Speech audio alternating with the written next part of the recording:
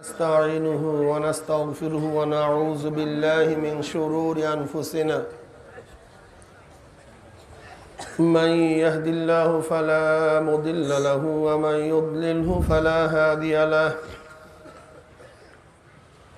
ونشهد أن لا إله إلا الله وحده لا شريك له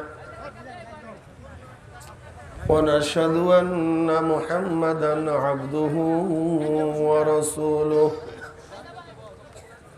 أما بعد فأعوذ بالله من الشيطان الرجيم بسم الله الرحمن الرحيم يا أيها الذين آمنوا صلوا عليه وسلموا تسليما اللهم صل على سيدنا ونبينا وحبيبنا مولانا محمد صلى الله عليه وعلى آله وأصحابه وبارك وسلم شهيد الشرك اللهم صل على سيدنا ونبينا وحبيبنا مولانا محمد صلى الله بالله من الشيطان الرجيم بسم الله الرحمن الرحيم هو الذي بعث في الأميين رسولا منهم يتلو عليهم آياته ويزكيهم ويعلمهم الكتاب والحكمة وإن كانوا من قبل لفي ضلال مبين صدق الله مولانا العظيم وصدق رسول النبي الكريم আল্লাহ পাকের বান্দা জনাব মুহাম্মদুর রাসূলুল্লাহ সাল্লাল্লাহু আলাইহি ওয়াসাল্লামের উম্মতগণ, আল্লাহ পাক রব্বুল আলামিন আপনাকে আমাকে এই ফিতনা ফাসাদের জমানায় যখন তামাম দুনিয়ার থেকে ইসলাম মুসলমানদেরকে মিটিয়ে দেওয়ার ষড়যন্ত্র চলতেছে, এই সাউন্ড বক্সটা ঘুরাই এদিকে দেন, সামনের দিকে দিয়ে দেন। যেই জমানায় মানুষ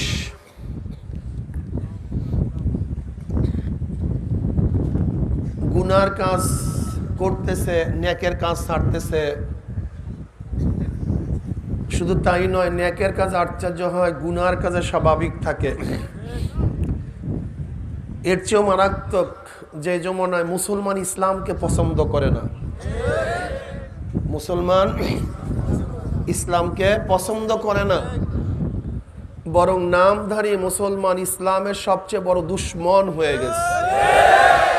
সেই মুহূর্তে আল্লাহ পাক রব্বুল আলামিন আপনাকে আমাকে কোরআন ও হাদিসের মাজলিস, আলেম ওলামা, মুমিন মুত্তাকিন, জাকিরিন শাকিরিনদের গুরুত্বপূর্ণ এক দামি মাজলিসে আসার, বসার, বলার, শোনার তৌফিক আল্লাহ পাক দান করছেন। শুকরিয়া তান সবাই বলে আলহামদুলিল্লাহ। এটা শুকুরের আলহামদুলিল্লাহ হয় নাই, এটা জোরপূর্বক আলহামদুলিল্লাহ হয়েছে। এটা খুশির আলহামদুলিল্লাহ হয় নাই। আপনারা কি দেখেছেন যেই পার্টির, যেই দলের লোক জিতে যায় তখন তাদের আওয়াজটা আসতে হয়? কেন জোরে হয়? কেন কথা বলেন না কেন? খুশির আওয়াজ আসতে হয় না, খুশির আওয়াজ। কাজে যারা আমরা শুকরিয়া আদায় করছি, তো খুশির সাথে শুকরিয়া আদায় করছি, সবাই আলহামদুলিল্লাহ। এই মোটামুটি হয়েছে আর কি, দেখি সামনে বাড়ানো যায় কিনা, আল্লাহ ভরসা। ঠিক আছে না ইনশাআল্লাহ? এই মাজলিস অনেক গুরুত্বপূর্ণ, অনেক দামি। দুনিয়ার মধ্যে যারা দামি হয় তাদেরকে গার্ড অব অনারের ব্যবস্থা করা হয়। অমুক দেশের প্রেসিডেন্ট আছে, প্রাইম মিনিস্টার, গোটা এরিয়া আর্মি মিলিটারি প্রশাসন ঘিরা ফেলায়। আপনারাও দামি হওয়ার কারণে গোটা এরিয়াকে ফেরেশতারা ঘিরা ফেলাইছে। ভাই সুবহানাল্লাহ পড়িয়েন। একবার সুবহানাল্লাহ পড়ার সাথে সাথে আমলনামায় 1000 নেকি লেখা হয়ে যায়। একবার সুবহানাল্লাহ পড়ার সাথে সাথে আমল নামার থেকে সমস্ত 1000 গুনাহ ঝরে যায়। এই যত দূর আওয়াজ সুবহানাল্লাহর আওয়াজ পুষছে, যত দূর, এর মধ্যে যত কাঁচা পাকা, যত শুকনা এবং তরুলতা যাহা কিছু আছে, যারা আপনার জিকিরের আওয়াজ শুনছে কিয়ামতের ময়দানে জাকিরের পক্ষে সাক্ষী দিয়ে দেবে।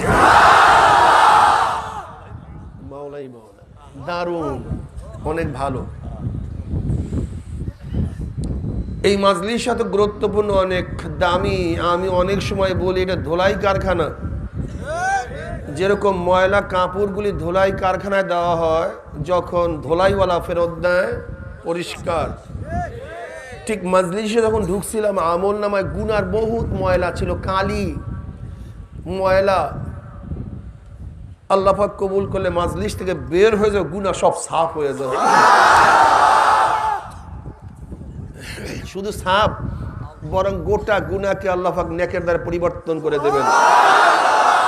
মা মিন কওমিন ইসতামাউ ইয়াসমাল্লাহ তাআলা লা ইউরিদুনা বিযালিকা ইল্লা ওয়াজহাহু ইল্লা নাদাহুম মুনাদি মিনাস সামাই আন কুমু মাগফুরাল লাকুম কদ বুদ্দিলাস সাইয়্যাতুকুম হাসানাত। যখন কোন সম্প্রদায় জিকিরের জন্য বসে, জিকির শেষে যখন জাকিরিন মাজলিস ছাড়তে থাকে, একদল আহ্বানকারী ফেরেশতারা আসমান থেকে ডাক দিয়ে বলে, জাকিরিন সুসংবাদ শোনো, আল্লাহ পাক তোমাদের গুনাহ খাতা সব মাফ করে দিয়েছে। শুধু মাফ করছে তাই নয়, তোমাদের সমস্ত গুনাহকে আল্লাহ পাক নেকের দ্বারা পরিবর্তন করে দিয়েছে। কি দারুণ না? অনেক মজার মাজলিস। খুব সংক্ষিপ্ত আলোচনা করব, খেয়ালের সাথে শোনা চাই, খুব খেয়ালের সাথে। আমার তন মন, আমার শরীর এবং মন একই জায়গায় থাকবে। আল্লাহ পাক আমাদের সবাইকে কথাগুলির উপর আমল করার তৌফিক দান করেন। আল্লাহ পাক কালামে পাকের মধ্যে ফরমান, হুয়াল্লাযী বাআসা ফিল উম্মিয়্যিনা রাসূলাম মিনহুম ইয়াতলু আলাইহিম আয়াতিহি ওয়া ইউযাক্কিহিম ওয়া ইউআল্লিমুহুমুল কিতাবা ওয়াল হিকমা ওয়া ইন কানু মিন ক্বাবলু লাফি যালালিম মুবিন। ওই সত্তা, হুয়াল্লাযী, কোন সত্তা? যিনি প্রেরণ করেছেন উম্মিদের মধ্য থেকে একজন উম্মি রসুল। কি কাজ? ইয়াতলু আলাইহিম আয়াতিহি, তেলাওয়াত করে শোনাবেন আল্লাহ পাকের আয়াতসমূহ, তাজকিয়া নফস করবেন, আত্মশুদ্ধি করাবেন, কিতাবের শিক্ষা দান করবেন এবং হিকমত বয়ান করবেন। হিকমত অর্থ ব্যাখ্যা, কোরআনের ব্যাখ্যা, ঠিক না? আমার নবীর 4টা কাজ এই আয়াতের মধ্যে বয়ান করা হয়েছে। এর মধ্যে একটা হলো হিকমা, তিনি আয়াতের ব্যাখ্যা প্রদান করবেন। এর দ্বারা আমি জবাব দিতে চাই, যারা আহলে কোরআনিয়া মনে করেন আমাদের জন্য কোরআন যথেষ্ট, হাদিসের প্রয়োজন নাই, এদেরকে বলে আহলে কোরআনিয়া। এই যে বাইজিদ খান বন্নি এরা হাদিস মানে না, এরা তো কিছুই মানে না, এদের তো ইমানের অবস্থাই নেই, কথা ঠিক না? একদল আছে যারা কোরআন মানে, হাদিস মানে না। আমি ওদেরকে বলবো, হাদিস না মানলে কোরআনও মানা যায় না। তাহলে কেন? দেখেন, আল্লাহ পাক বলে, ইন্নাস সালাতা কানাত আলাল মুমিনিনা কিতাবাম মাওকুতা। আল্লাহ পাক নির্দিষ্ট সময় নামাজকে কি করেছেন? ফরজ করেছেন। কি সময় ভাই? নির্দিষ্ট সময় নামাজকে ফরজ করেছেন। তা আয়াতের দ্বারা নির্দিষ্ট সময় নামাজ ফরজ প্রমাণিত। এটা কি ভাই? প্রমাণিত। কিন্তু আমাকে গোটা কোরআনের মধ্যে দেখান তো যে 5 ওয়াক্ত নামাজের এইটা শুরু এইটা শেষ, এরকম 5 ওয়াক্ত নামাজের ব্যাখ্যা কি কোরআনের মধ্যে আছে? তা নির্দিষ্ট ওয়াক্ত আছে, কিন্তু ওয়াক্তের ব্যাখ্যা কোরআনের মধ্যে নেই। এই ওয়াক্তের ব্যাখ্যা কি দিবে? আমার নবী। জোহরের আউয়াল ওয়াক্ত এখানে, আখির ওয়াক্ত এখানে, আসর শুরু এখান থেকে শেষ এখানে, মাগরিব শুরু এখান থেকে শেষ, এশা শুরু এখান থেকে শেষ, ফজর শুরু এখান থেকে শেষ। কোরআনের মধ্যে শুরু শেষ নাই। আছে অক্ত, নির্ধারিত অক্ত, কিন্তু সেই নির্ধারিত অক্তটা কি, এটার ব্যাখ্যা কি প্রদান করবেন? আমার নবী। কাজী নবীকে বাদ দিয়ে কোরআন চলতে পারে না। কি কথা ঠিক না?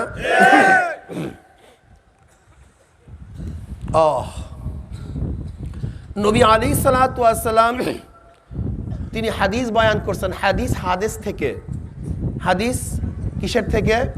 হাদিস থেকে। হাদিস থেকে হাদিস যদি হয় তাহলে নয়া, নতুন, তার মানে কিয়ামত পর্যন্ত আল্লাহর নবী সমস্ত কথাগুলি নতুন থাকবে। তার মানে কিয়ামত পর্যন্ত দুনিয়ার মধ্যে যত নতুন সমস্যা আসবে, সমস্ত সমস্যার সমাধান এই হাদিসের মধ্যে আছে। তাই বলতে পারেন এটা বের করবে কে? এটা বের করার দায়িত্ব কার? দেখেন সরদার দো আলম আলাইহিস সালাতু ওয়াস সালাম কি বললেন? ওয়া আন আবি হুরায়রা রাদিয়াল্লাহু তাআলা قال قال رسول الله صلى الله عليه وسلم فضلت على الانبياء بست اوتيت جوامع الكلم ونصرت بالرعب وأحلت لي الغنائم وجعلت لي الأرض مسجدا وطهورا وأرسلت إلى الخلق كافة وختم بي النبيون। মুসলিমের রওয়ায়াত। নবী আলাইহিস সালাতু ওয়াস সালাম ফরমান, আল্লাহ পাক রব্বুল আলামিন ৬টা ইনআমাতের মাধ্যমে অন্যান্য নবীদের উপর আমাকে প্রাধান্য দান করছেন। ফুজ্জিলাত আলাল আম্বিয়া বিসিত্তিন, অন্যান্য আম্বিয়াদেরকে আল্লাহ পাক যেই ৬টা নেয়ামত দেন নাই, আল্লাহ পাক আমাকে স্পেশালি সেই ৬টা নেয়ামত দান করছেন। এটা আমার জন্য খাস। কার জন্য খাস? আল্লাহ নবীর জন্য খাস। নাম্বার ১, উতিত জাওয়ামিউল কালিম, আমাকে আল্লাহ পাক জাওয়ামিউল কালিম দান করছেন। খুব খেয়ালের সাথে কথা শুনতে হবে। ১ সেকেন্ডের জন্য যদি আপনার মন ওদিকে চলে যায়, এই হাদিস জীবনেও বুঝবেন না। উলামায়ে কেরাম খুব খেয়াল দিয়ে শোনেন, তোলাবাই আজম খুব ভালো মতো বোঝার চেষ্টা করো। এখন আমি বলবো ইমামের প্রয়োজন আছে কি নেই। প্রথম ধরছি আমার নবীর প্রয়োজন আছে কি নেই, এরপরে আমার বক্তব্য ইমামের প্রয়োজন, ওলামায়ে কেরামের প্রয়োজন আছে কি নেই। যেহেতু আজকে ওলামা মাশায়েখ আইম্মা পরিষদের মাধ্যমে মাহফিল, এদের গুরুত্বটা কি এটা আমাদের বুঝতে হবে। এটা বুঝতে হবে, ঠিক না ভাই? আগেকার নবীদেরকে আল্লাহ পাক দান করছেন কালিম। কি দান করছেন? সবাই বলেন। আমার নবীকে দান করছেন জাওয়ামিউল কালিম। কালিম এবং জাওয়ামিউল কালিমের মধ্যে পার্থক্যটা কি? আর আগেকার নবীদেরকে কালিম দান করছেন, জাওয়ামিউল কালিম দান করলেন না কেন? আমার নবীকে শুধু কালিম দান করেন না, জাওয়ামিউল কালিম দান করলেন কেন? এই ব্যাখ্যা কত চমৎকার, কত সুন্দর, তাহলে আমার নবীর গুরুত্ব আপনাদের সামনে ফুটে উঠবে, ঠিক না?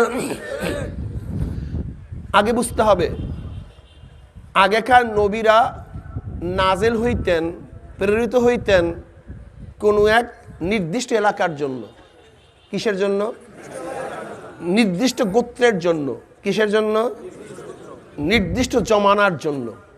নবী আছে তো তার রেসালাত আছে, নবুয়াত আছে। নবী নাই, আর একজন নবী আসছে, আগেকার নবীর রেসালাত নবুয়াত শেষ। তাহলে নির্দিষ্ট জমানার জন্য, নির্দিষ্ট এলাকার জন্য। কেউ আসছে কেনানের জন্য, কেউ আসছে মিশরের জন্য, ঠিক না?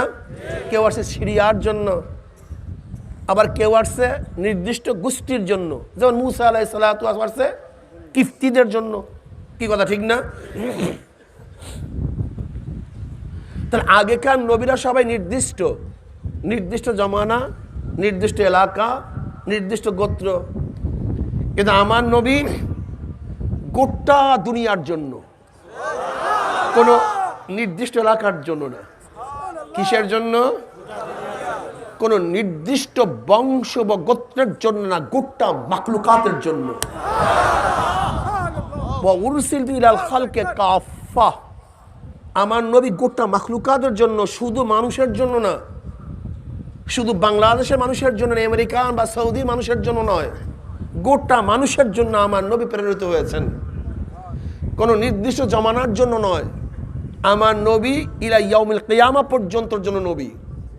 তাহলে আমার নবীর জমান অনির্দিষ্ট, আমার নবীর এলাকা অনির্দিষ্ট, আমার নবীর গোত্র অনির্দিষ্ট।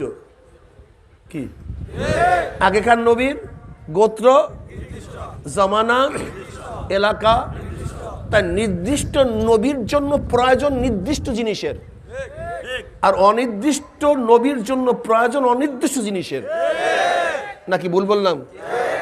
নবী নির্দিষ্ট, শরীয়ত দরকার।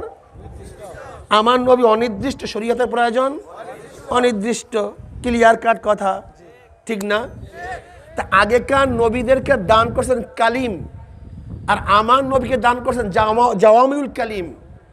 কালিম অর্থ যার শব্দ এক, অর্থ এক, যার লফজ এক, মানা এক, তাকে বলা হয় কালিম।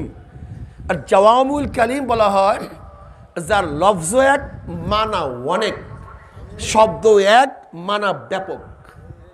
কথাটা বুঝাতে পারি নাই? শব্দ একটা, মানা অনেক, অনেক অর্থ। কারণটা কি? যেহেতু আগেকার নবী নির্দিষ্ট, প্রয়োজন নির্দিষ্ট, আমার নবী অনির্দিষ্ট, প্রয়োজন অনির্দিষ্ট। যদি আমার মাওলা পাক রব্বুল আলামিন আমার নবীকে নির্দিষ্ট শরিয়াত দান করতেন, নির্দিষ্ট নুসুস দান করতেন, নির্দিষ্ট কোনো জিনিস দান করতেন, নির্দিষ্ট ব্যাখ্যা দান করতেন, তাহলে না জানি কিয়ামতের আগ মুহূর্তে কোনো এমন এক সমস্যা সৃষ্টি হইতো যার কোনো ফয়সালা শরিয়াত দিতে পারতো না। বুঝেন নাই? এর জন্য আমার নবীকে কি করছেন? জাওয়ামিউল কালিম দান করছেন। কোনো টেনশন নাই। আয়াত একটা হবে, মানা অনেক হবে। হাদিস একটা হবে, ব্যাপক অনেক অর্থ হবে। একটা শব্দ আল্লাহ নবী বলবেন, তার মধ্যে হাজারো ব্যাখ্যা হয়ে যাবে। উদাহরণ না দিলে বুঝবেন না, উদাহরণ দিলে ক্লিয়ার বুঝবেন, ক্লিয়ার। যেমন যত মানুষ চলে গেছে, যত মানুষ আছে, যত মানুষ আসবে, এদের জন্য যত পানির প্রয়োজন, সমস্ত পানি কি আল্লাহ পাক জমিনের নিচে রাখছেন কি রাখেন নাই? আচ্ছা বলেন তো, প্রয়োজনীয় পানি সব জমিনের নিচে আছে, যদি প্রয়োজনীয় পানিগুলি আল্লাহ পাক উপরে উঠায় দিতেন, হ্যাঁ, সব সব মারা যেত, কেউ বাঁচত না। আচ্ছা কিয়ামত পর্যন্ত যত মানুষ আসবে, যা আছে যা চলে গেছে, এদের জন্য যত গ্যাসের প্রয়োজন, তৈলের প্রয়োজন, সব কি জমিনের নিচে আছে কি নাই? নো কথা। এক সেকেন্ডের জন্য এদিকে ওদিকে জেহেন যাবে না। খবরদার, খবরদার, এক সেকেন্ডের জন্য না। খুব কঠিন। যত গ্যাসের প্রয়োজন, তৈলের প্রয়োজন, সব কি জমিনের নিচে আছে কি নাই? আচ্ছা বলেন তো, যদি আল্লাহ পাক সব উঠায় দিতেন, অবস্থাটা কি হইতো? সব তৈলে ভাসতো। এখন কাজ কি? প্রয়োজন যা আছে সব জমিনের নিচে রাখা আছে। ইঞ্জিনিয়ারের কাজ কি? যখন প্রয়োজন ওখান থেকে বের করে তোমার সামনে হাজির করবে। এখন আপনি যদি বলেন ইঞ্জিনিয়ারের প্রয়োজন নাই, ইঞ্জিনিয়ার মারিয়া ফেলাও, ধ্বংস করিয়া দাও, তোমাকে বুদ্ধিমান বলবে না বোকা বলবে? হ্যাঁ, ইঞ্জিনিয়ার সব সৃষ্টি করছে না বের করছে? পানি সৃষ্টি করছে না বের করছে? তৈল সৃষ্টি করছে না বের করছে? ইঞ্জিনিয়ার সব সৃষ্টি করে নাই, বের করছে স্রষ্টা আল্লাহ। দুনিয়ার কেউ কিছু সৃষ্টি করে নাই, স্রষ্টা আল্লাহ। আল্লাহ পাক প্রয়োজনীয় জিনিস রাখছেন, আল্লাহ পাক মানুষকে কৌশল শিক্ষা দিয়েছেন, যখন তোমার প্রয়োজন তখন বের করে নাও। যদি আমি আগে বের করে দেই, সব মারা যাবে। এবার আসেন, প্রয়োজন সব আছে, ইঞ্জিনিয়ারের প্রয়োজন আছে, ঠিক না? কোরআনের আয়াত ৬৬৬৬ বা কম বেশি। মুতুনে হাদিস, হাদিসের মতন কেউ বলেন ৪,০০০, কেউ বলেন ১০,০০০, কেউ বলে ৫০,০০০। প্রশ্ন করতে পারেন, হুজুর ইয়াহয়া ইবনে মুঈনের তো ১০ লক্ষ হাদিস মুখস্থ ছিল, তার আপনি বললেনই মাত্র হাদিসের সংখ্যা ৪, বললেন ১০, সর্বোচ্চ ৫০। তো ইয়াহয়া ইবনে মুঈন ১০ লক্ষ হাদিস কোথায় পাইলেন? একটা হলো মুতুনি হাদিস আর একটা হলো সনদে হাদিস। হাদিসের এবারত, যেমন মেসওয়াকের হাদিস আমরা বলি কয়টা? ৭০টা। কয়টা? আসলে মেসওয়াক হাদিস কি ৭০টা না, ৭০ রাবির মাধ্যমে মেসওয়াকের হাদিস আসছে। হাদিস তো একটা, হাদিস কয়টা? রাবি কয়জন? হাদিস হয়ে গেছে কয়টা? কিন্তু হাদিস মোট কয়টা? একটা। এর জন্য হাদিসের সংখ্যা বাড়ছে। মূল হাদিস, মুতুনে হাদিস কেউ বলে 4000, কেউ বলে 10,000, কেউ বলে 50,000। তাই ধরে নেন 50,000, আর কোরআনের আয়াত 57,000, তাহলে মোট হইল 57,000 হাদিস কোরআন মিলে। এর নাম নস বা নুসুস। তা মোট নসের সংখ্যা নির্দিষ্ট 57,000, কিন্তু আমার প্রয়োজন ছিল অনির্দিষ্ট। প্রয়োজন ছিল কিন্তু নস নির্দিষ্ট। 57,000 এটা নির্দিষ্ট না? সমস্ত সংখ্যা নির্দিষ্ট হয়। সমস্ত সংখ্যা কি হয়? খাস হয়, নির্দিষ্ট হয়, ঠিক না? তা আমার প্রয়োজন ছিল অনির্দিষ্ট, কিন্তু নস নুসুস হাদিস ও কোরআন নির্দিষ্ট, কিন্তু প্রয়োজন ছিল কি? এখন কি হইল? দরকার তো অনির্দিষ্ট, কিন্তু নস তো নির্দিষ্ট। এখন আল্লাহ পাকের হিকমত কি? এই নির্দিষ্ট নসের মধ্যে অনির্দিষ্ট হাজারো মাসায়েল রাখিয়া দিছে। যখন তোমার প্রয়োজন হবে ইমামরা সেখান থেকে বের করে নিবে, বের করে নিবে। এবার আসুক কেমনে বের করে শোনো।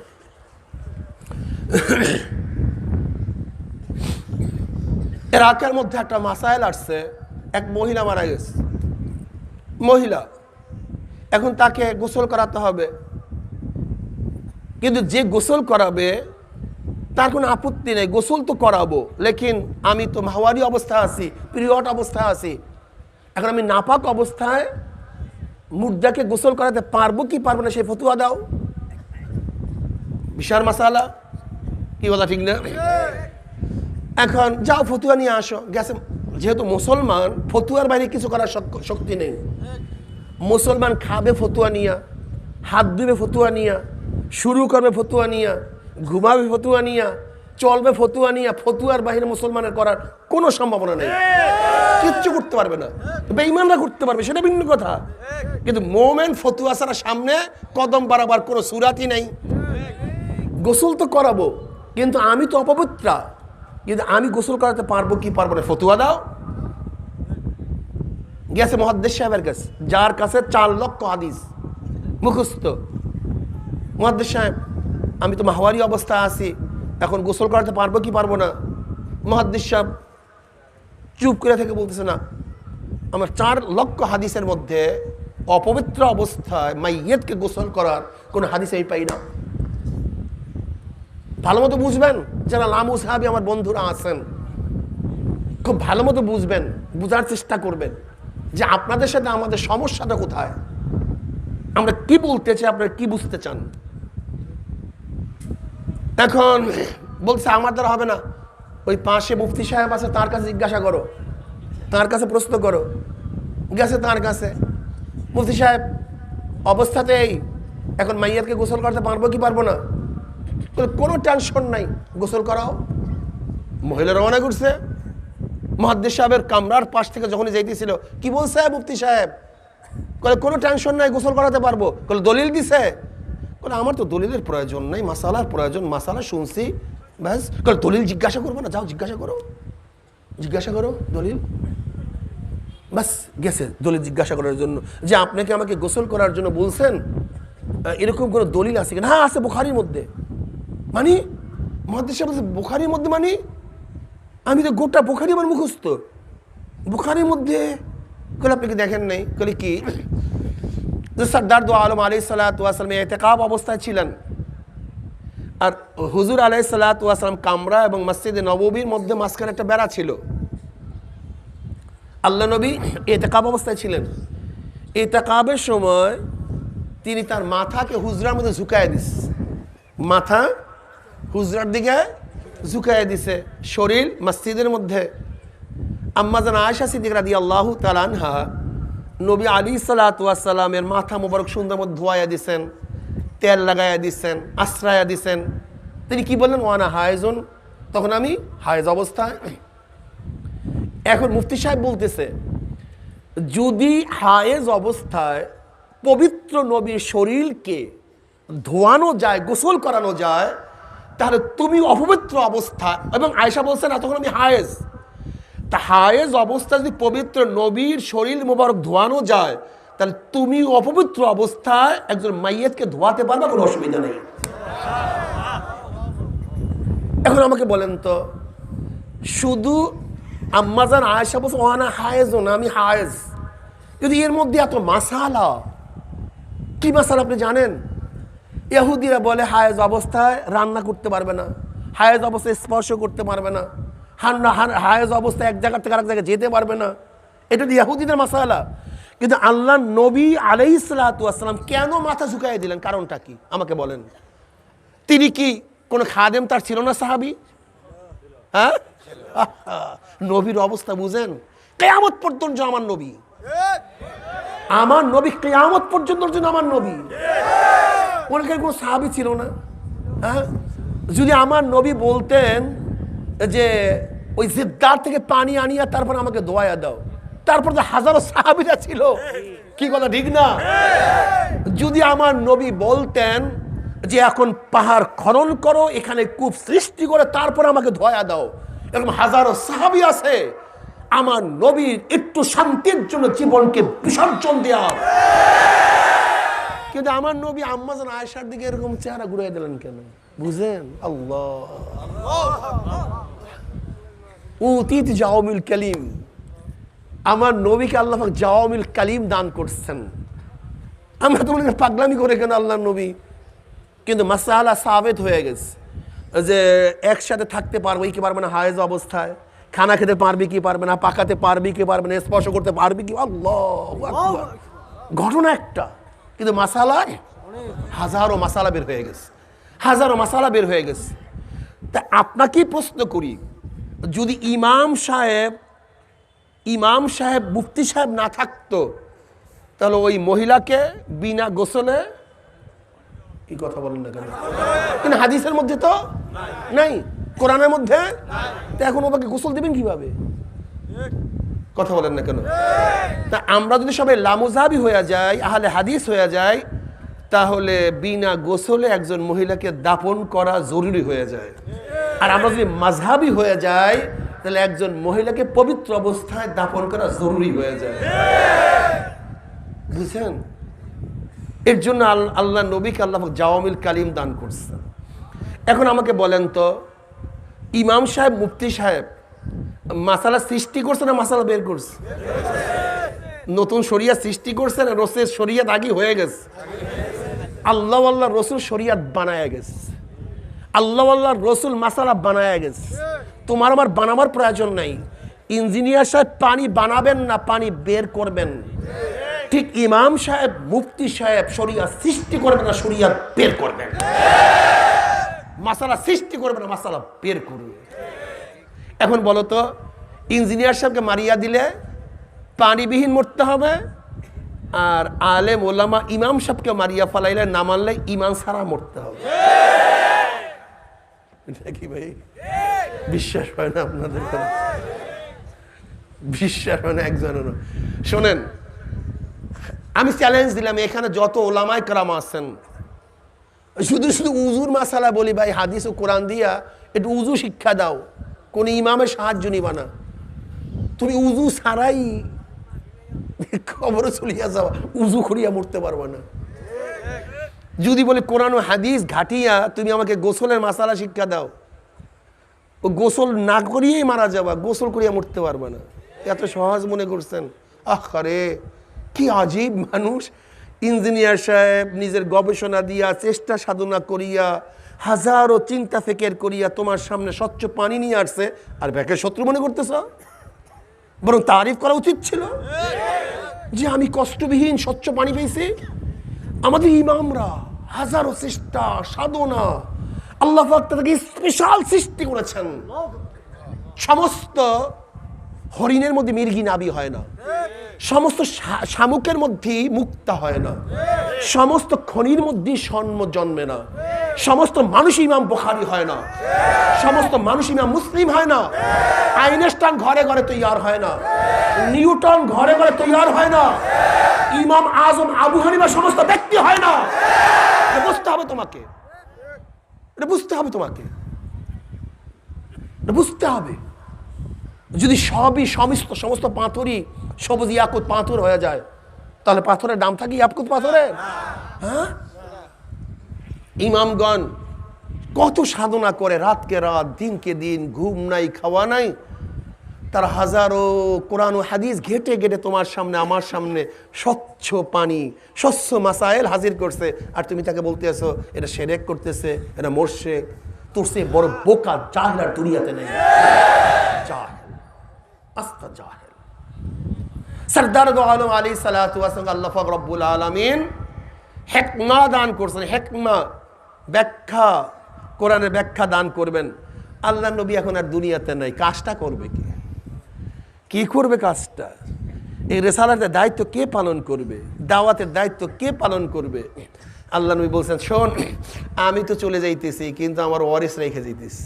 আল উলামা ওয়ারাসাতুল আম্বিয়া, আল উলামা ওয়ারাসাতুল আম্বিয়া। শোনেন, যতদিন আলেম থাকবে ততদিন দিনের বাতি থাকবে।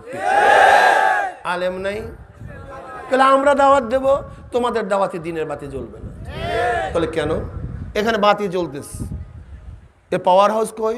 কর্ণফুলি, আশুগঞ্জ, ভেড়ামারা, অনেক দূরে।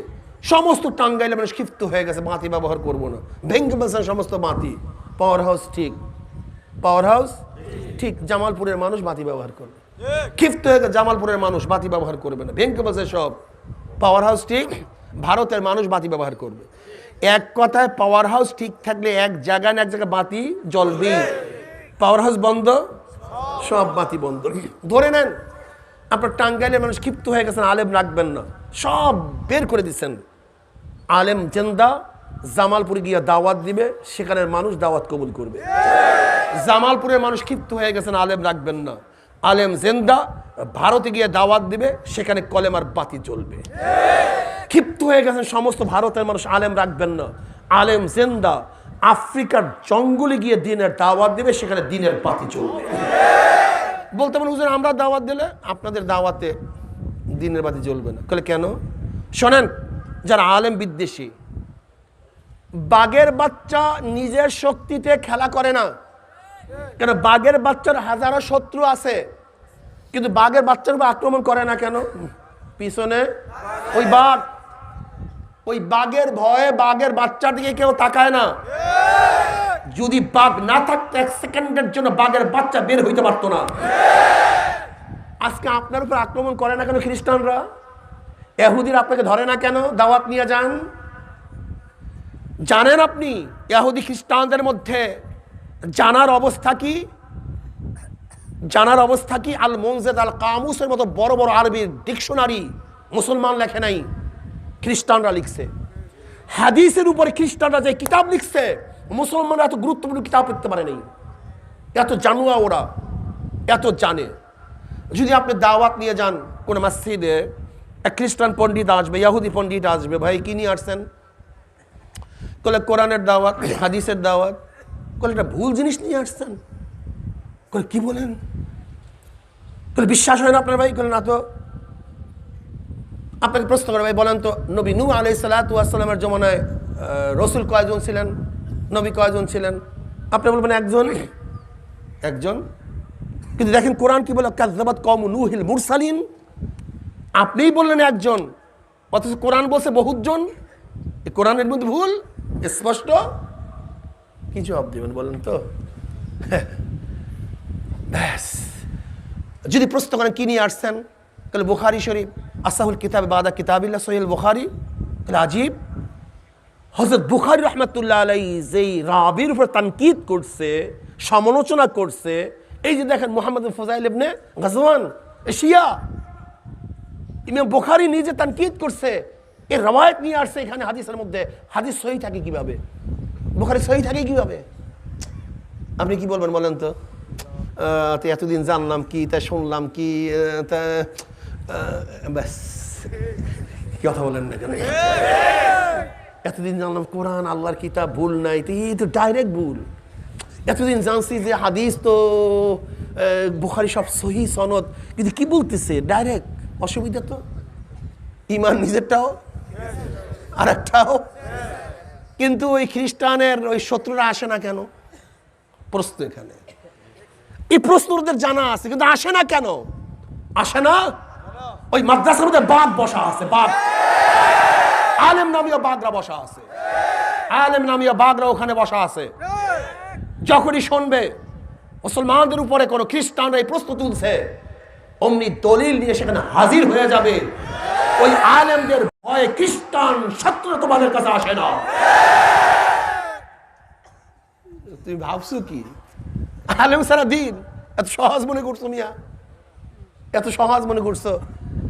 ছোট্ট একটু জবাব দিয়ে দেবে, যেখানে তারকিমের জন্য, এখানে তারকিমের জন্য জামা ব্যবহার করা হয়েছে, তাকসিসের জন্য, দাওয়ামের জন্য, আজমতের জন্য, ছোট্ট একটা জবাব, কিন্তু তোমার কাছে জবাব নেই। আর তুমি বলবে শিয়াদের মধ্যে 4টা তফকা আছে, এর মধ্যে এক শিয়া যে হযরত ওসমান গনি রাদিয়াল্লাহু তাআলা আনহুর উপরে হযরত আলীর মুর্তজা রাদিয়াল্লাহু তাআলা প্রাধান্য দেয়। মুহাম্মদ বিন ফুজাইল ইবনে গাজওয়ান সেই রাবিদের মধ্যে সমস্ত ইমামরা বলছে এদের রওয়ায়াত গ্রহণ করা জায়েজ। জবাব ছোট্ট, না জানলে কিয়ামত হয়ে যাবে তোমার। কি কথা ঠিক না? তাহলে দেখেন তোমার উপরে ইশকাল তুলে না কেন, আসে না কেন? কারা বসা আছে মাদ্রাসায়? হ্যাঁ, এখন তুমি ভাবছো বাগেদের দরকার নেই, আলেমদের দরকার নেই। আমি তো এক জামাই গেছে শ্বশুর বাড়িতে, তাই মুরগি পাকাইছে। কি পাকাইছে? এত স্বাদ আছে সুরবা, বলছে আম্মা মুরগিটাকে নষ্ট করিয়া কি লাভ, সুরবাই তো খুব মজা। করে জামাই বোকা, ওই মুরগি ছাড়া সুরবার মধ্যে স্বাদ আসে না। আজকে তুমি আলেমদেরকে গালি দিচ্ছ, তোমার মাথায় টুপি কিভাবে উঠছে, তোমার চেহারায় দাড়ি কিভাবে শোভা পায়, তুমি কলেমা কিভাবে পড়তেছ তুমি জানো? তোমার জানা আছে? জানা নাই? তুমি যে সুরবার স্বাদ পাইতেছ এর পেছনে আলেমদের অবদান আছে। আলেম ছাড়া তুমি সুরবার স্বাদ কোনোদিন পাইতে না। এর জন্য আলেমদেরকে গালি দিও না, আলেমদেরকে ঘৃণা করিও না। আলেমদেরকে ঘৃণা করবা, ঈমান চলে যাবে, কোনো সন্দেহ থাকবে না, কোনো সন্দেহ নেই। এই আলেমদেরকে ঘৃণা করছে, ধ্বংস করছে কামাল পাশা। কামাল পাশা আতায় তুর না কামাল আতায় তুর বলে ওকে, ও কামাল পাশা। ও তুর্কিস্তান যখন দখল করছে সেখানে সেকুলার কায়েম করছে। ওর ফাঁস কাজ ছিল সমস্ত আলেমদেরকে হত্যা করা। আল্লাহ মাফ করে দেও, যে আলেমের বাড়ির সামনে একটা গাছ ছিল, ওই আলেমের জন্য ফাঁসির মঞ্চের প্রয়োজন ছিল না, ওই গাছের মধ্যে ঝুলাইয়া দিস। এই কামাল শয়তান, এই দাজ্জাল আলেমদেরকে বলছে তোমাদের জন্য জাহাজ অবস্থান করতেছে, যাও হজে রওনা করো। যখন আলেমরা সবাই হজে রওনা করছে, সাগরের মধ্যে জাহাজ ডুবাইয়া দিস, সমস্ত আলেমদেরকে হত্যা করছে। চাকরি চর থেকে খায়বার পর্যন্ত এমন কোনো গাছ ছিল না যে গাছের মধ্যে একজন আলেমকে ফাঁসিতে ঝুলানো হয় নাই। মিস্টার টমসন সে বলে 1857 থেকে 66 পর্যন্ত বা 67 পর্যন্ত আলেমদের উপরে, মুসলমানদের উপরে খ্রিস্টানরা যে নির্যাতন করছে, যে রক্ত প্রবাহিত করছে, এত আলেমদেরকে পোড়াইছে যা কেউ কোনোদিন দেখে নেই। মিস্টার টমসন নিজে বলেন, তৎকালীন সময় ব্রিটিশদের সবচেয়ে বড় সাংবাদিক কি বলতেছে, বলে আমি একবার গেলাম খ্রিস্টান একটা তাঁবুর মধ্যে, হঠাৎ দেখি আমার নাকের মধ্যে মনুষ্য পোড়ার গন্ধ আসতেছে। আমি ভাবলাম মনুষ্য পোড়ার গন্ধ কোথা থেকে আসতেছে?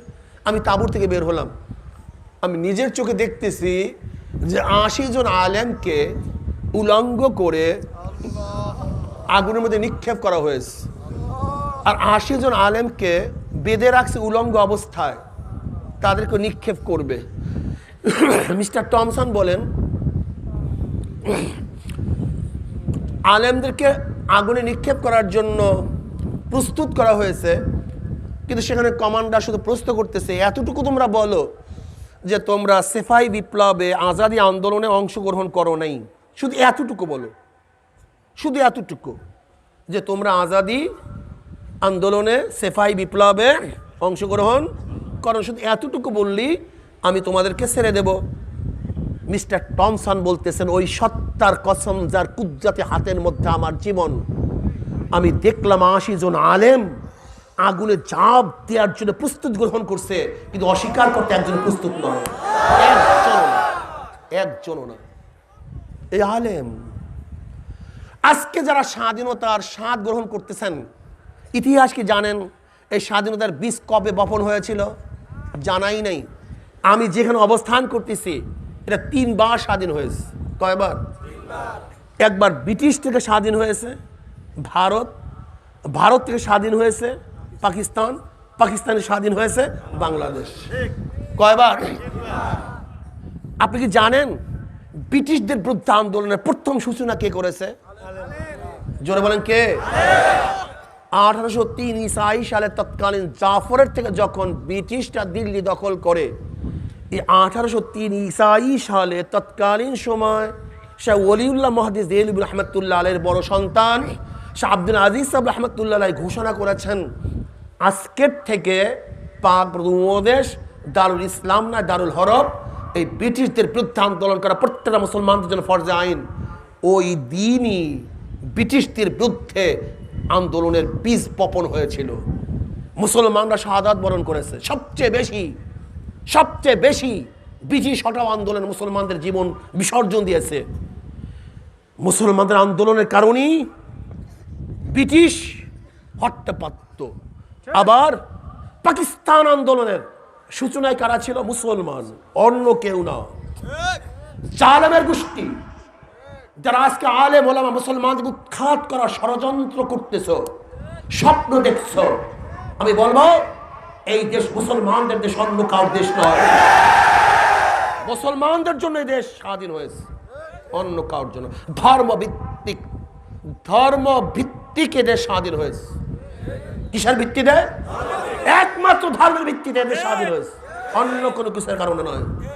হ্যাঁ, ওই সময় যদি হায়দ্রাবাদ, আজাদ কাশ্মীর, জম্মু কাশ্মীর, পাঞ্জাব পাকিস্তানের সাথে এক করে বাংলাদেশ, ক্যালকাটা, আসাম, ত্রিপুরার সাথে মিলিয়ে ভাগ করা হইতো, কিয়ামত পর্যন্ত চিল্লাইতে পারতা, কিন্তু লাল সবুজের পতাকা কোনোদিন দেখতাম না। মাথার মধ্যে ঘিলু আছে বোকা? মাথার মধ্যে ঘিলু না গোবর ঢুকাইছো? হ্যাঁ, নাস্তিক বেঈমানরা গোবর ঢুকাই দিয়েছে মাথার মধ্যে। ধরে নাও যদি আজকে বাংলাদেশের অংশটা আসাম, ক্যালকাটা, ত্রিপুরার সাথে মিটায়া ওইদিকে পাঞ্জাব, হায়দ্রাবাদ, আজাদ কাশ্মীর, জম্মু কাশ্মীরকে যদি পাকিস্তানের সাথে এক করে তারপর যদি ভাগ করা হইতো, তাহলে লাল সবুজের পতাকা? হ্যাঁ, এত সহজ মনে করছি? বলে যে মোল্লার জন্য সিন্নি খাইলা, মোল্লা চিনলা না? হ্যাঁ, মোল্লার জন্য সিন্নি খাও, মোল্লা চিনলা না? গিলু কেন করতেছে? কারণটা কি? হ্যাঁ, গুরু ঠাকুরদের বুদ্ধি অনেক, আর তোমার আমার মাথার মধ্যে ঢুকাই দিয়েছে গোবর। কি ঢুকাই দিয়েছে? এই গুরু ঠাকুররা কি চায় জানেন? শুধু একটা চেতনাকে ধ্বংস করতে চায়। সে চেতনাটা কি জানেন? আমি মুসলিম, এই চেতনা ধ্বংস করতে চায়। আমি উদারপন্থী। কোন চেতনা ঢুকাইতে চায়? আমি উদারপন্থী, আমি নন সাম্প্রদায়িক, আমি নন টেররিস্ট, আমি টেররিজমে বিশ্বাস করি না, আমি ধর্মে বিশ্বাস করি না, ধর্মের মধ্যে কঠোরতা নাই, ধর্ম মানবে যে যার যার ধর্ম শেষে পালন করবে, এর মধ্যে রাষ্ট্রের কোনো অংশগ্রহণ নেই। সব ইসলামী চেতনা ধ্বংস করার চক্রান্ত। দেখছেন? অথচ শেখ সাহেব অসমাপ্ত আত্মজীবনের মধ্যে কি লেখেন? আমার দুইটা পরিচয়। অসমাপ্ত আত্মজীবনের মধ্যে শেখ সাহেব নিজে লেখেন, আমাদের কয়টা পরিচয়? আমি প্রথম মুসলিম, তারপরে বাঙালি। বলেন আমি প্রথম কি? এরপরে প্রথম, এরপরে আমি প্রথম বাঙালি নই, প্রথম বাংলাদেশি নই, প্রথম আওয়ামী লীগ নই, প্রথম বিএনপি নই, প্রথম চরমনাই নই। আমার প্রথম পরিচয় মুসলমান। ফার্স্ট পরিচয় আমি মুসলমান। আমার ইসলামের সাথে বাবার সংঘর্ষ হবে, বাবা চলে যাবে, ইসলাম ঠিক থাকবে। মনে রাখতে হবে তোমাকে। আমার ইসলামের সাথে মা সংঘর্ষ হবে, মা চলে যাবে, ইসলাম ঠিক থাকবে। আমার ইসলামের সাথে স্ত্রীর সংঘর্ষ হবে, স্ত্রী বাদ, ইসলাম ঠিক। দেখেন না সবাই সুইপসে গেছে, বলেন না এবার ঠিক নেই। ইসলামের সাথে দলের সংঘর্ষ হলে দল জিন্দাবাদ, ইসলাম মুর্দাবাদ। এবার ঠিক আছে, যখন ইসলামের সাথে দলের সংঘর্ষ হবে ইসলাম মুর্দাবাদ, দল জিন্দাবাদ, ঠিক আছে না? ওই পিছনের যারা দাঁড়ায় আছে আপনারা স্লোগান দেন, দল জিন্দাবাদ, ইসলাম মুর্দাবাদ। কি ঠিক থাকবে? ইসলাম দল। যদি দলের সাথে পীরের সংঘর্ষ হয়, পীর জিন্দাবাদ, ইসলাম মুর্দাবাদ। কি থাকবে? আর পীর যদি আমার ইসলামের সাথে নেতার সংঘর্ষ হয় তাহলে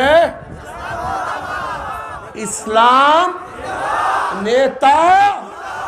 ইসলামের সাথে পাহাড়ের সাথে সংঘর্ষ হবে, পাহাড় উড়িয়ে যাবে, ইসলাম ঠিক থাকবে। তোমার ইসলাম দিয়া কিয়ামতের দিন পৌঁছিরাত পারি দেওয়া লাগবে না। যে ইসলাম ধরছ কলমের মধ্যে, এটা দিয়ে এই পাল দিয়া এই টর্নেডো মোকাবেলা করিয়ে উপরে যাওয়া সম্ভব না। এত সহজ না ইসলাম। ইসলাম এত সহজ না। যদি ইসলাম এত সহজই হইতো, এইমাত্র ঘটনা শুনাইছি, আলেমদেরকে পোড়াবার জন্য তৈয়ার হয়ে গেছে, কিন্তু অস্বীকার করতে প্রস্তুত নেই। ইনশাআল্লাহ ঈমানকে মজবুত করো। যদি ফাঁসির রশিতেও ঝুলানো হয় ঈমান ছাড়বো না, ইসলাম ছাড়বো না, ইনশাআল্লাহ। কি রাজি আছেন? ইনশাআল্লাহ। যদি জীবন যায় ইসলাম জীবন, ইসলাম জীবন, ইনশাআল্লাহ। জীবন দেবে ইসলাম ছাড়বো না, ইনশাআল্লাহ। কি রাজি আছেন? ইনশাআল্লাহ।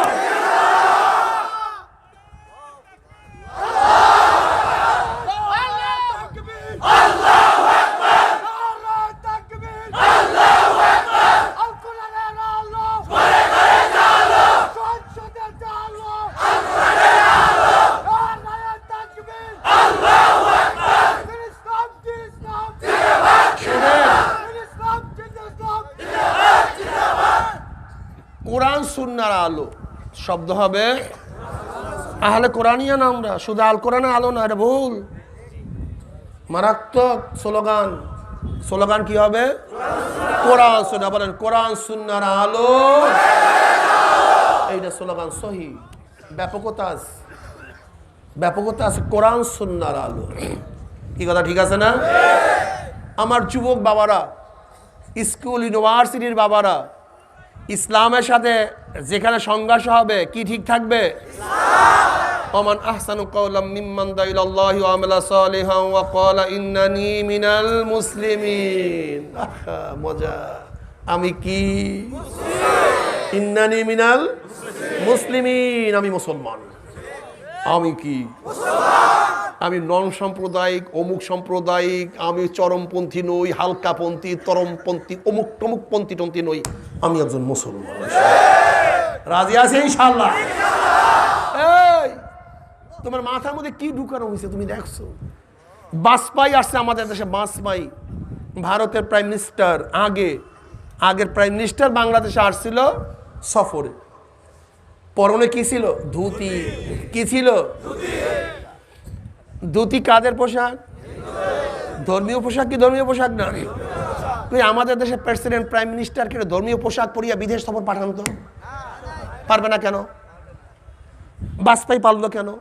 কারণটা কি? আমাকে বাজপেয়ীর মাথার মধ্যে ধর্মীয় পোশাকের গুরুত্ব আছে, কিন্তু আমাদের মাথার থেকে ধর্মীয় পোশাকের গুরুত্ব উঠাইছে কে?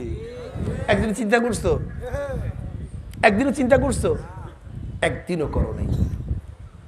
মনমোহন সিং, ডক্টর মনমোহন সিং, শিখ, ভারতের প্রাইম মিনিস্টার ছিল।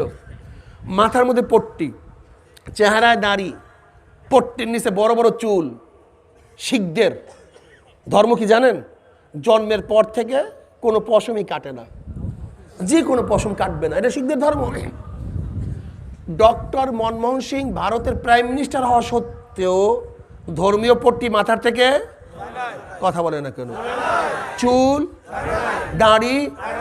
কিন্তু আমাদের দেশের ম্যাজিস্ট্রেট, ডিসি, এসপি, সচিব, কোন রকমের এমপি, মিনিস্টার হলেই প্রথম ইসলামকে জবাই না দেওয়া পর্যন্ত ওর ক্ষমতায় শুদ্ধ না হওয়ার কারণটা কি?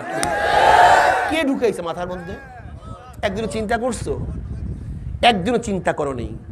কয়েকদিন আগে ভারতের বিমান বাহিনীর প্রধান আসছে, এই কয়েক মাস আগে। দেখছেন মাথার মধ্যে পট্টি? দেখছেন পট্টি? কই কই ভারতের বিমান বাহিনীর প্রধান হওয়া সত্ত্বেও ধর্মীয় পোশাক তার মাথা থেকে নামে নাই। কিন্তু আমাদের দেশের বিমান বাহিনীর প্রধান টুপিওয়ালা পাগড়িওয়ালা, আপনি চিন্তা করতে পারবেন? মনে করেন কি তো সম্ভবই না। তাই ভারতের বিমান বাহিনীর প্রধানের মাথায় ধর্মীয় পোশাক সম্ভব হইল কিভাবে? তোমার মাথায় ধর্মীয় পোশাক সম্ভব না কেন? এটা মাথায় কে ঢুকাইছে? এটা কে ঢুকাইছে? একদিনে চিন্তা করছো? একদিনে চিন্তা করো নেই। ৭১-এর স্বাধীনতার সেই সন্ধি চুক্তি আমাদের কাছে এখনো হাজির। অরোরা সাহেব, নিয়াজি সাহেব যে দস্তখত করছে, সেই ছবিগুলো আমাদের কাছে প্রেজেন্ট আছে কি নেই? নিয়াজি সাহেব পাকিস্তানের সেনাপ্রধান, অরোরা সাহেব ভারতের সেনাপ্রধান।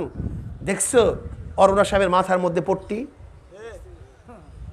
শিখদের পট্টি না, সে ভারতের প্রধান সেনাপতি, কিন্তু মাথার থেকে ধর্মীয় পোশাক। কিন্তু আমাদের দেশের প্রধান সেনাপতির মাথার মধ্যে টুপি থাকবে, পাগড়ি থাকবে, চেহারায় দাড়ি থাকবে। চিন্তা করতে পারো?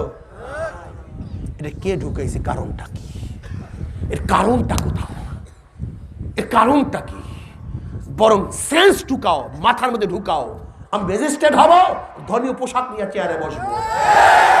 আমি এসপি হব, ডিসি হব, সচিব হব, এমপি হব, মিনিস্টার হব, প্রাইম মিনিস্টার হব, প্রেসিডেন্ট হব, সেনা প্রধান হব, প্রধান বিচারপতি হব। যেখানেই বসবো না কেন ধর্মকে নিয়ে বসবো, ধর্ম ছাড়া বসবো না। এইটা মাথার মধ্যে ঢুকাও। কিন্তু আমরা কি করি? প্রথম ধর্মকে রাখি, এরপর চেয়ারে বসি। আগে ধর্ম জবাই দে, তারপরে। আর এখন থেকে মন মেজাজ কি সৃষ্টি করব? আগে ধর্মকে কলিজার মধ্যে গাঁথবো, তারপর চেয়ারে বসবো। এই অভ্যাস করো, এই চেতনা ফিরে আনো। হাজার হাজার লক্ষ কোটি কোটি মিলিয়ন ডলার ব্যয় করা হচ্ছে শুধু ইসলামী চেতনাকে ধ্বংস করার জন্য। আমি মুসলমান, এই চেতনা যদি না থাকে, যদি এই চেতনা না থাকে, তাহলে তোমার দ্বারা 31 নাইট করাতে পারবে, ভ্যালেন্টাইন্স ডে পালন করাতে পারবে, পহেলা বৈশাখ পালন করাতে পারবে, তোমার মধ্যে অনুধ্বনি দিতে পারবে। তোমার পোশাকের মধ্যে তবলার ছবি থাকবে, ঢোলের ছবি থাকবে, একতারার ছবি থাকবে। তুমি হবা তো মুসলমানের ঘরে জন্ম, তোমার মাথার মধ্যে থাকবে খ্রিস্টানদের সেফাত, খ্রিস্টানদের গুণ। তুমি হবা তো মুসলমানের ঘরে, তোমার জবানে থাকবে মুসলমানের বিরুদ্ধে কথা। তুমি হবা তো মুসলমান, কিন্তু তোমার কলমের মধ্যে থাকবে ইসলামের বিদ্বেষ। এই চেতনা ধ্বংস করার চক্রান্ত চলতেছে। চেতনা ঠিক করো আগে। ইন্নানি মিনাল মুসলিমিন, ইন্নানি মিনাল। আমি যেখানে যে অক্সফোর্ডে পড়ো মুসলমান ইসলাম নিয়ে পড়ো, ক্যামব্রিজে পড়ো মুসলমান ইসলাম নিয়ে পড়ো, তুমি যেখানেই থাকো আমি একজন মুসলমান। যদি মুসলমান হইয়া কবরে যাইতেই পারো, লাভটা কি? সরদার দো আলম আলাইহিস সালাতু ওয়াস সালামের সাথে যখন রওজার সাথে সুরাক হয়ে যাবে, রাস্তা হয়ে যাবে, এইবার মজা। মজাটা কি? ফেরেশতারা বলতে মান হাজার রজুল, চেনো ওই ব্যক্তিকে? অমনি অমনি যুবক। এই ফেরেশতা সাবধানে কথা বল, সাবধানে কথা বল। ফেরেশতা কবি আবার কোন উম্মত? এটা আবার কি? জজবা দি মারাত্মক, মারাত্মক জজবা। ফেরেশতা তো থমকে যাবে। ঘটনা কি? বলে ফেরেশতা তুমি কি টুপি মাথায় দিয়ে কলেজে গেছিলা? না তো ভাই, আমি তো টুপি টাপি মাথায় দিয়ে কলেজে যাইনি। আমি টুপি মাথায় দিয়ে কলেজে গেছি।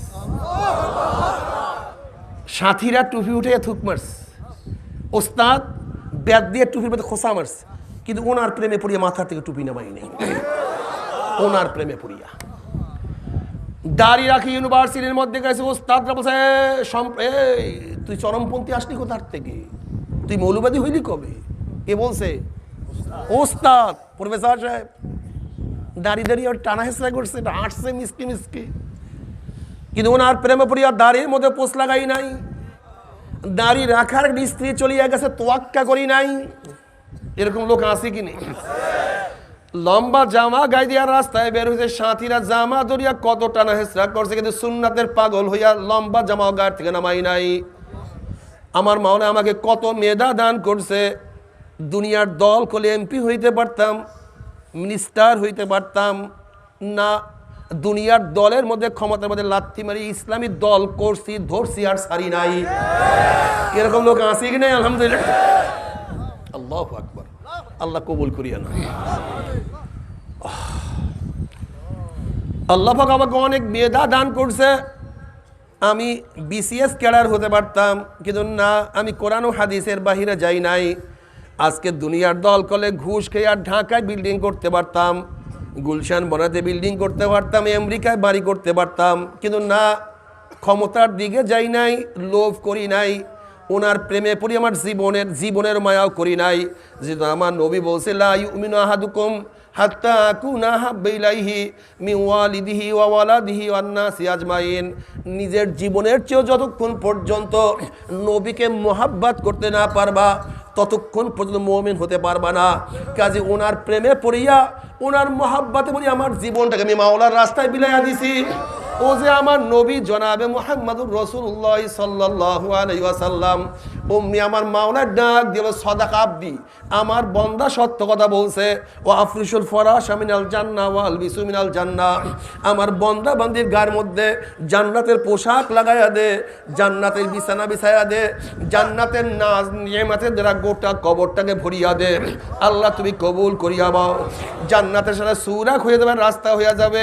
কিয়ামতের ময়দানে আল্লাহ পাকের মুমিন বান্দা বান্দি উঠবে। আল্লাহ পাক নিজে কালামে পাকের মধ্যে ফরমান ইয়াউমা লা ইউখজিল্লাহুন নাবিয়্যা ওয়াল্লাযীনা আমানু মা নূরুহুম ইয়াসআ বাইনা আইদিহিম ওয়া বিআইমানিহিম ইয়াকুলুনা রাব্বানা আতমিম লানা নূরানা ওয়াগফির লানা ইন্নাকা আলা কুল্লি শাইইন কাদির। কিয়ামতের ময়দানে আল্লাহ পাকের মুমিন বান্দা বান্দি উঠবে। কিসের কিয়ামতের ময়দান, কিসের মিজান, কিসের পুসরাত, তাদের কোনো হুঁশ থাকবে না, বরং তাদের ডাইনে নূর, বামে নূর, সামনে নূর, পিছনে নূর, নূরের মধ্যে দৌড়ের মাওলাই কই, আমার মাওলাই কই। আল্লাহ তুমি কবুল করিয়া নাও। নবী আলাইহিস সালাতু ওয়াস সালাম নিজের ডাকিয়া হাউজে কাউসারের পানি নিজের হাতে পান করাইয়া দিবেন। বুখারীর মধ্যে রওয়ায়াত আছে মান শারবা লাম ইয়াজমা আবাদা, যেই ব্যক্তি এক পেয়ালা হাউজে কাউসারের পানি পান করবে 50,000 বছরের মধ্যে আর পানির পিপাসা লাগবে না। আল্লাহ তুমি কবুল করিয়া নাও। যারা নবীকে প্রেম করিয়া নবীর মোহাব্বত নিয়া কবরের মধ্যে যাইতে পারবা, কিয়ামতের ময়দানে উঠতে পারবা। আমার নবী আলাইহিস সালাতু ওয়াস সালাম পুসরাতের কিনারায় দাঁড়ানো থাকবে, তার উম্মতরা পাড়ি দেওয়া শুরু করবে। বুখারীর মধ্যে রওয়ায়াত আছে যাদের ঈমান আমল মজবুত হবে, বিজলি চমকাবার গতিতে তারা পুসরাত পাড়ি দিয়ে 1 সেকেন্ডের মধ্যে মাওলার জান্নাতে চলিয়া যাবে। যাদের ঈমান আমাদের একটু দুর্বল হবে, আহা, বাতার চলার গতিতে পুসরাত পাড়ি দিয়ে আমার মাওলার জান্নাতে চলিয়া যাবে। যাদের ঈমান আমাদের একটু দুর্বল হবে, তেজ রক্তা ঘোড়ার গতিতে পুসরাত পাড়ি দিয়ে মাওলার জান্নাতে চলিয়া যাবে। কেউ দৌড়িয়া পুসরাত পাড়ি দিয়া চলিয়া যাবে, কেউ হাঁটিয়া পুসরাত পাড়ি দিয়া চলিয়া যাবে। আল্লাহ তুমি কবুল করিয়া না। কিন্তু যখনই নাফরমান বদমাশকে বলবে মান হাজার রজুল, চেন ওই ব্যক্তিকে, তখন নাফরমান দেখবে আমার নবীর মাথার সাথে নাফরমানের মাথার মিল নাই, আমার নবীর চেহারার সাথে নাফরমানের চেহারার মিল নাই, আমার নবীর পোশাকের সাথে নাফরমানের পোশাকের মিল নাই, আমার নবীর সাথে ওর দলের মিল নাই, আমার নবীর আদর্শ নীতির সাথে ওর আদর্শ নীতির মিল নাই, আমার নবীর সাথে ওর দলের ওর নেতার কোনো মিল নাই। তখন নাফরমান বলবে হা হা লাদ্রি, ওনার সাথে আমার কোনো পরিচয় নেই, আমি ওনাকে চিনি না। এই কথা বলার সাথে সাথে আল্লাহ পাক বলবে কাযাবা আদুবুল্লাহ, আমার দুশমন মিথ্যা কথা বলছে।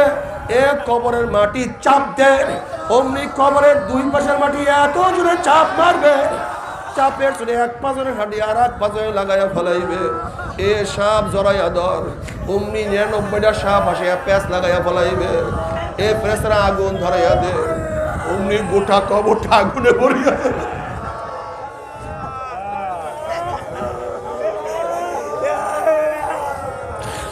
আল্লাহ তুমি মাফ করিয়া দিব না বাবারা।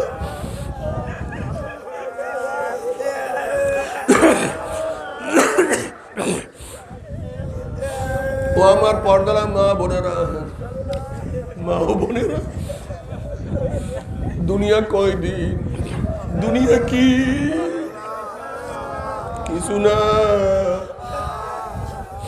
তুমি কি দেখো না এবার করোনার সময় ফেনীর একটা ঘটনা গোটা দুনিয়ার মধ্যে ছড়াইয়া পড়ছে। পেট্রোল পাম্পে কাজ করিয়া বহুত কষ্ট করিয়া একটা বিল্ডিং করছে। ব্যক্তির যখন করোনা ধরা পড়ছে, পরিবারের সবাই তাকে নিচতলা একটা রুমের মধ্যে রাখছে। আল্লাহ তুমি মাফ করিয়ে দিও। ঘরের মধ্যে স্ত্রী আছে, ছেলে আছে, মেয়ে আছে, কিন্তু বাবা নিচের থেকে ডাক দেয়, মা আমাকে একটু পানি দাও। মেয়েও তার কাছে যায় না। ছেলেকে ডাক দেয়, বাবা আমাকে এক গ্লাস পানি দেওয়া সহ্য করতে পারি না। ছেলেও তার কাছে পানি নিয়ে যায় না। স্ত্রীকে এত ডাকা ডাকে, আমাকে এক গ্লাস পানি দাও। বাবা কার জন্য এত ত্যাগ, কার জন্য এত সাধনা। স্ত্রীও তার কাছে পানি নিয়ে যায় না। ওই পানি পানি করতে করতে পানি পান না করে ব্যক্তির দুনিয়ার থেকে বিদায় হয়ে গেছে। যখনই শুনছে ব্যক্তি মারা গেছে, ঘরে তালাবদ্ধ করিয়া স্বামীর লাশের কাছে স্ত্রী যায় নাই, ছেলে বাবার লাশের কাছে যায় না, মেয়েও যায় নাই। সমস্ত পত্রিকায় দেখছো, ঘটনা শুনছো। এরপরে এলাকার চেয়ারম্যান তারা ব্যক্তিকে গোসল করে দাফন করছে। বাবারে দুনিয়া কিছু না, দুনিয়া কিছু না।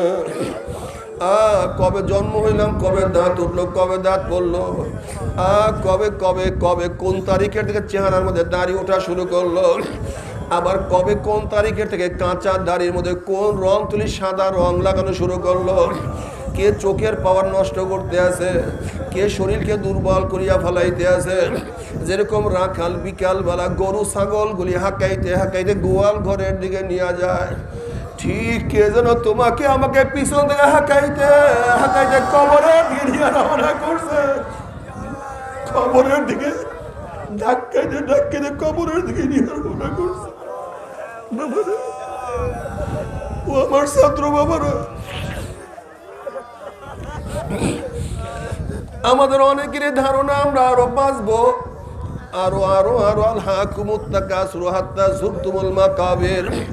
এ আমার টেনের ছাত্র বাবারা, তুমি তো টেনে পড়ো, তুমি কি দেখো নাই নাইনের কত ছেলেরা হঠাৎ দুনিয়ার থেকে বিদায় হয়ে গেছে। এ আমার নাইনের ছাত্র বড়, তুমি কি দেখো না কত এইটের ছেলেরা দুনিয়ার থেকে বিদায় হয়ে গেছে। এ বাবা, তুমি কি এখনো সতর্ক হব না? অথচ তোমার ছেলের লাশ তো তুমি কাদের মধ্যে নিয়ে ফেলাইছো। তুমি তো তোমার ছেলের কাজ, ছেলের লাশ কাদের মধ্যে বহন করিয়া ফেলাইছো। হে দাদা, হে জানা, এখনো সতর্ক হব না। অথচ তোমার নাতির জানাজা তুমি উপস্থিত হয়ে গেছো। হে বড় ভাই, এখন কি সতর্ক হব না? অথচ তোমার ছোট ভাইকে তুমি দাফন করিয়া ফেলাইছো। বন্ধু, এখনই কি মাওলার পথ ধরবা না? অথচ তোমার বন্ধু এখন কোথায়, খবর নাই। যদি মাওলাকে না নিয়ে মাওলার কবরে যাও, ওই কবরটার কবর থাকবে না। আল্লাহ তুমি মাফ করিয়া দাও।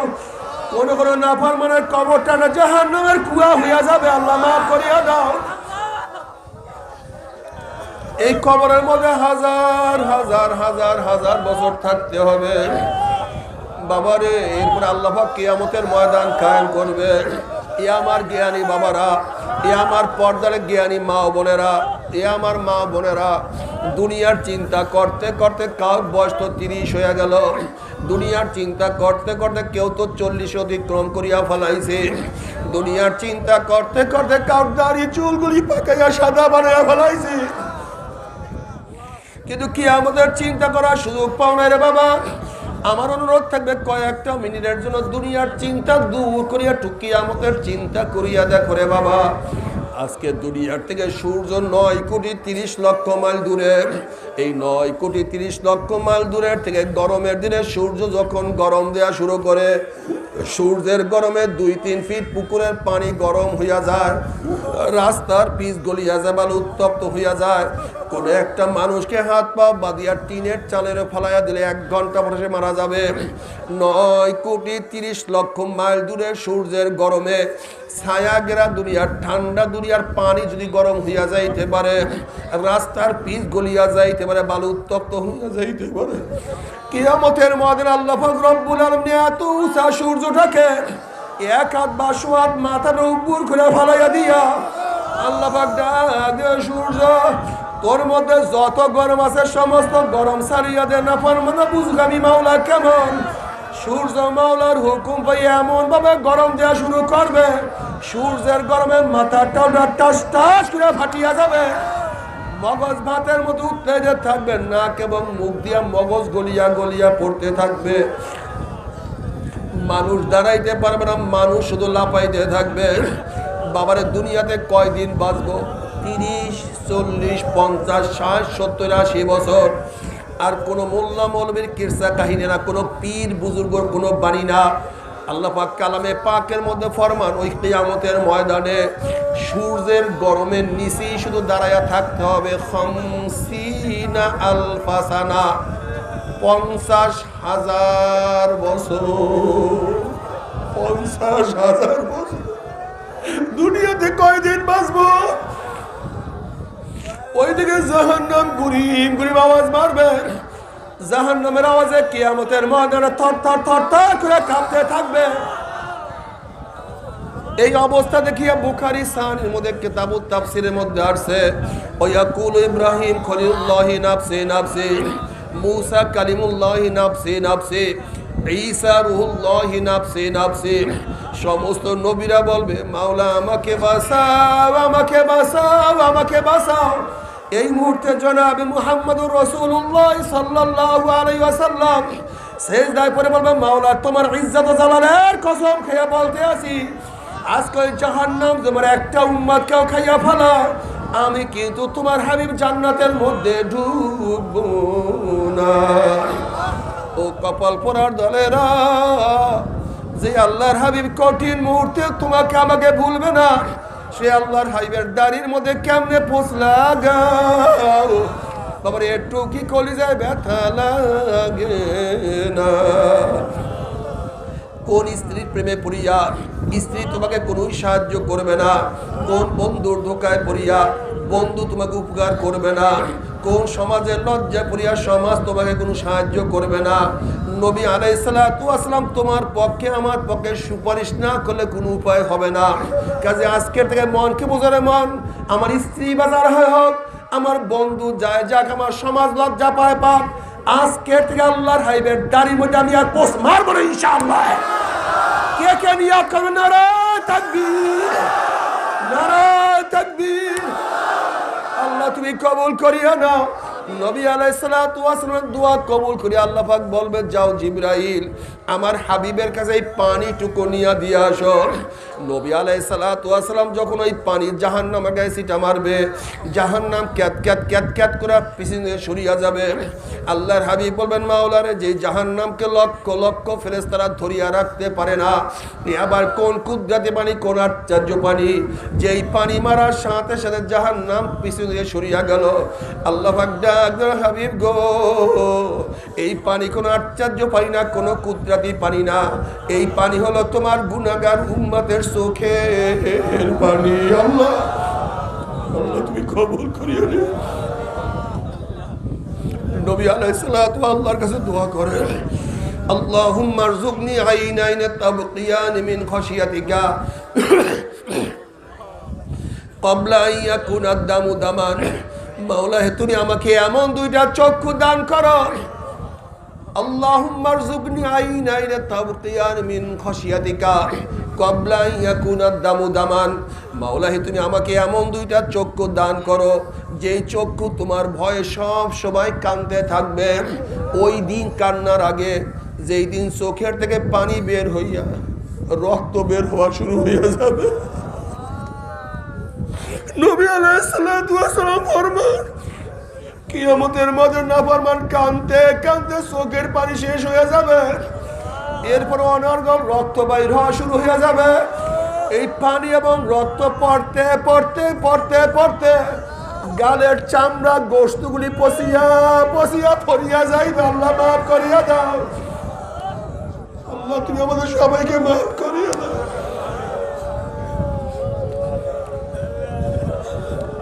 আইনাইয়া আল্লাহ তাবকিয়ানি আলা জানবি, আইনাইয়া আল্লাহ তাবকিয়ানি আলা জানবি, তানাসার উমরি মিয়াদি ওয়ালা আদরি আফসুস। আফসুস আমার চক্ষু, তুই আমার গুনার কথা স্মরণ করিয়া কেন কান্দো না রে চক্ষু?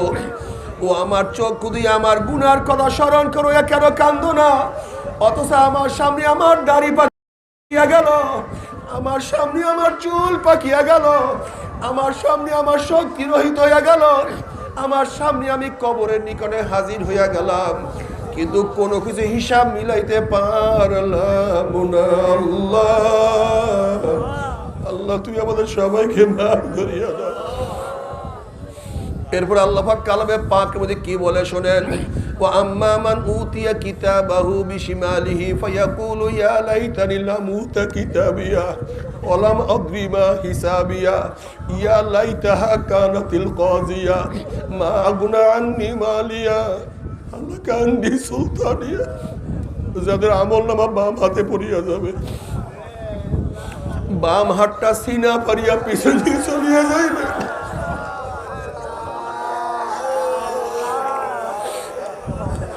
না ফরমান ইয়া লাইতানি লাম উতা কিতাবিয়া ওয়া লাম আদরি মা হিসাবিয়া। আফসোস যদি আমি আমার আমলনামা না দেখতাম, আমি যদি আমি আমলনামা না পাইতাম, এত নামাজ কাজা, এত রোজা সারা, এত জেনার গুনাহ,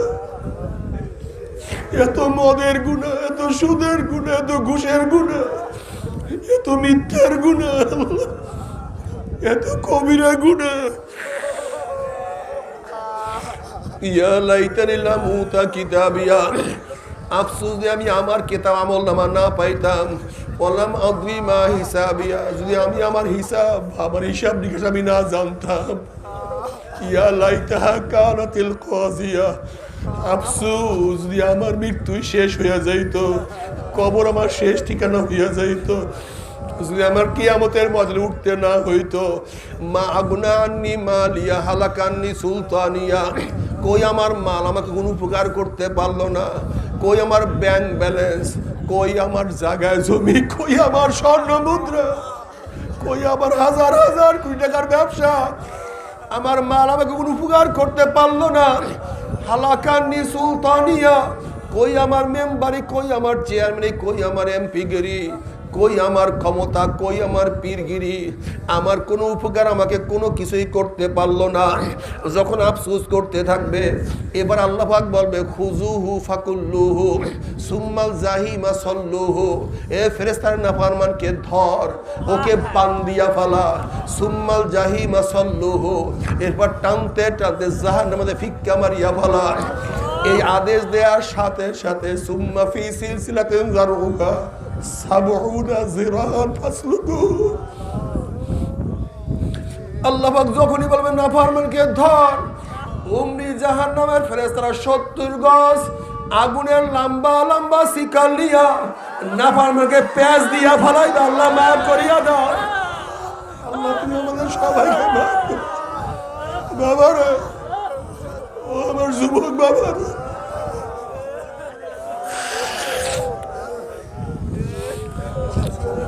ও আমার মা বোনেরা, যেরকম কুকুরের পার মধ্যে রশি লাগাইয়া ময়লার মধ্যে ফালাইয়া দেওয়া হয়, নদীর মধ্যে খালের মধ্যে নিক্ষেপ করা হয়, ঠিক তদ্দুত জাহান্নামীদের হাতে পায়ের মধ্যে জাহান্নামের শিকল লাগাইয়া